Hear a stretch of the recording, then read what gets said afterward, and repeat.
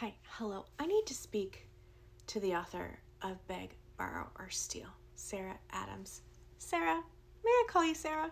Listen, Mr. Jack or Jackson Bennett very quickly rose to the easily top 5 of my favorite contemporary book boyfriends. Okay, and my problem with that is you had the audacity to give him a J name.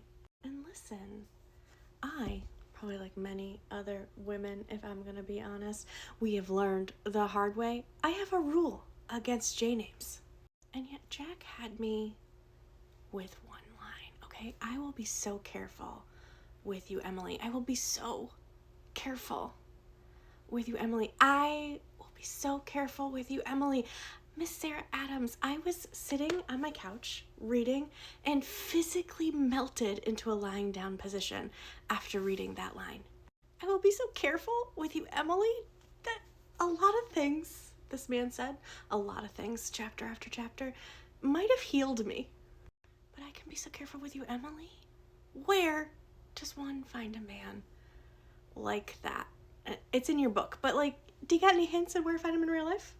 And speaking of my girl Emily, Jack is perfect. Like I said, instantly in the top 5 of contemporary romance book boyfriends. It's not even a question, but I thought I really related to Annie from Practice Makes Perfect. I was like, this is my girl in the series. And then you brought me elder daughter Emily.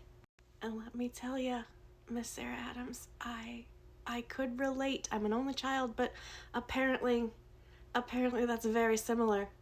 So if you haven't guessed, I loved your book. Absolutely loved it. I love this whole gosh darn series. Like, please give me 15 million books in Rome, Kentucky, to be honest. But it was just, I also just read it at the right time. I feel like it was the right book at the right time. I didn't know I needed it, but I did need it. It's so good.